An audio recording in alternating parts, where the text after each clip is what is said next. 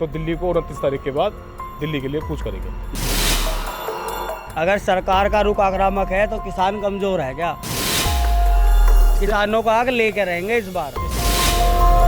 अगर सही थे तो वापस क्यों करें?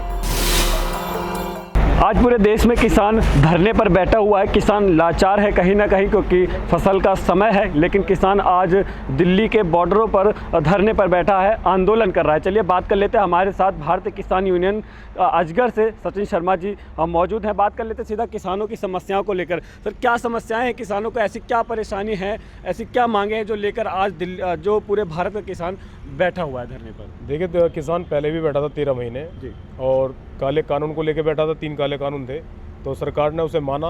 उसके बाद वहाँ से 13 महीने बाद सारे संगठन वहाँ से हटे, और उसके बाद अब चुनाव नज़दीक हैं, जो सरकार ने किसानों से वादे किए थे एमएसपी को लेकर और किसानों की समस्या को लेकर, वो आज वादे पूरे नहीं किए। तो इसको लेकर पूरा संगठन रोडों पर बैठा है और दिल्ली को बार बार कूच कर रहा है। क्या किसानों की ऐसी क्या मांगे हैं? क्योंकि सरकार क्या ऐसा काम कर रही है कि 10 सालों के अंदर भी किसानों की जो मांगे वो पूरी नहीं कर पाई, लेकिन वादे बहुत किए थे किसानों को लेकर। देखिए, हम लोग पश्चिमी उत्तर प्रदेश से आते हैं, और पश्चिमी उत्तर प्रदेश का जो किसान है वो मुख्य रूप से गन्ने की खेती पर आधारित है। और जिस समय सरकार बनी थी उत्तर प्रदेश की सरकार, क्योंकि उत्तर प्रदेश की सरकार ही गन्ने का मूल्य तय करती है, उस समय इन लोगों ने 450 रुपये प्रति क्विंटल का वादा किसानों को किया था।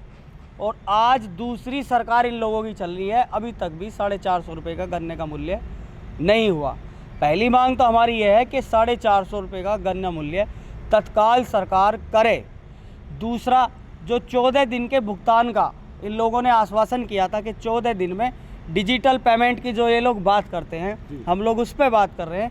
14 दिन में जो है किसानों के खाते में पेमेंट पहुंचना चाहिए था, वो अभी तक भी नहीं पहुंच रहा है।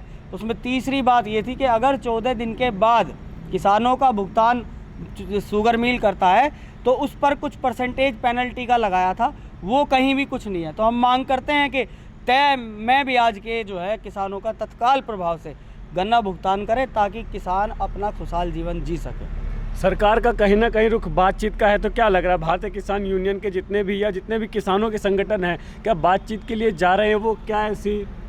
देखो, अगर सरकार का रुख हमारे लिए है समझौते के लिए, हम तैयार हैं। और हमारी 29 तारीख के बाद सभी संगठनों की बातचीत होगी, हम वार्ता करेंगे। उसके अंदर जो हमारी मांग है वो मान ली जाएगी, तो हम वार्ता के लिए तैयार हैं। वार्ता के लिए तैयार है। चलिए, वार्ता के लिए कहीं ना कहीं तैयार है, लेकिन उस वार्ता में ऐसी क्या समझौते होंगे जिससे किसान कहीं ना कहीं संतुष्ट होगा? तो क्या ऐसी सरकार के सामने शर्तें रखी जाएंगी?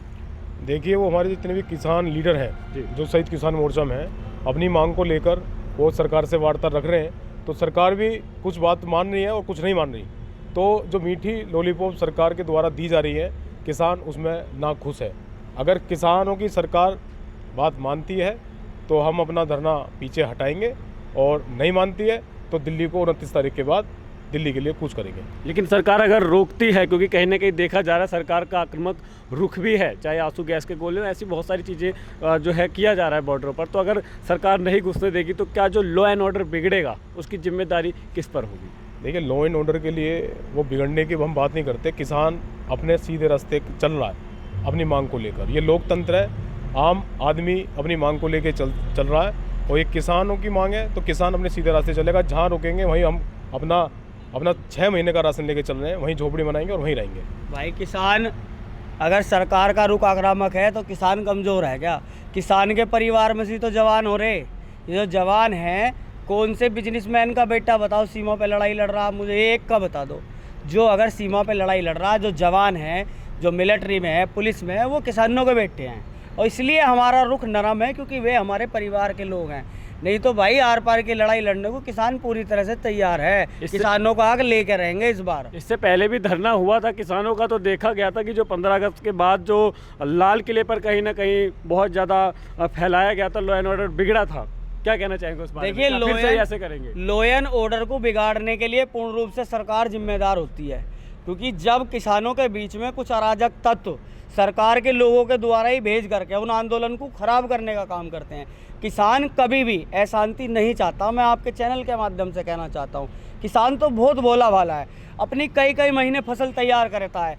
सर्दी के मौसम में कभी आप जब गेहूं में पानी लगाने जाते हैं उस सर्द रात को महसूस करके देखना, अगर एक किसी जो व्यापारी और ये जो लोग बने फिर रहे ना, इन्हें भेज दिया एक रात को, पानी में से पैर निकाल नहीं सकता, ऐसी ठंड रहे और कई रात रहेगा अस्पतालों में। तो किसान तो बहुत भोली कौम है, तो वो तो सिर्फ अपने अधिकारों को मांग रही है। जब सरकार मानने के लिए तैयार नहीं है, तब कहीं ना कहीं सरकार के बीच में से ही कुछ लोग आकर ऐसी अराजकता वहाँ फैलाते हैं, तो इसके भी जिम्मेदारी पूर्ण रूप से सरकार की है।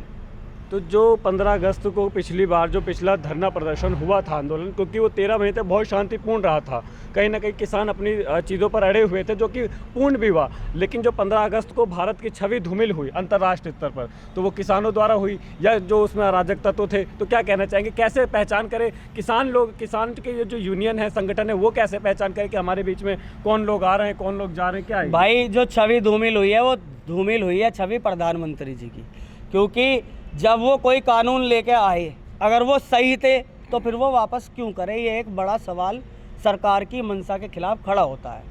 अगर सही थे तो वापस क्यों करें, और गलत थे तो ऐसी चीज़ें किसानों के विरोध में क्यों लेके आए, जो किसान की कौम को आप बर्बाद कर देना चाहते हो।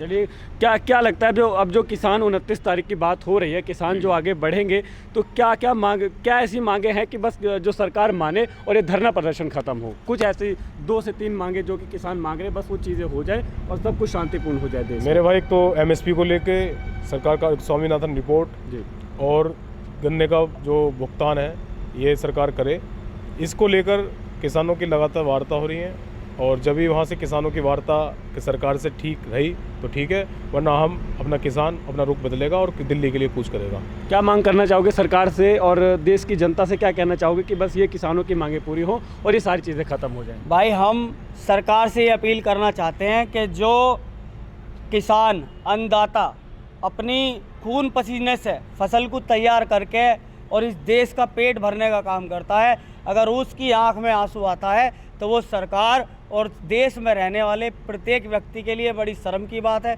बड़े दुख की बात है। किसान अपनी जायज़ मांगों के लिए संघर्ष कर रहा है, तो जो उनकी जायज़ मांगे हैं उन्हें सरकार को मान लेना चाहिए। ज़्यादा ना थोड़ी मान लो, थोड़ी बाद में मान लेना, तो इस हिसाब से कहीं ना कहीं इसमें सरकार का भी फ़ायदा होगा और किसानों का भी फ़ायदा होगा। बिल्कुल, कहीं ना कहीं अगर अन्नदाता है उसकी जो मांगे हैं वो सरकार को कहीं ना कहीं माननी चाहिए और एक समझौता जो है कर लेना चाहिए, क्योंकि किसान भी कहीं ना कहीं पिछले काफ़ी समय से जो हैं धरने पर बैठे हैं और फसलों का भी नुकसान है और इसमें कहीं ना कहीं देश का भी नुकसान है। मैं शिवांशु दुबे, न्यूज़ 1 उत्तर प्रदेश।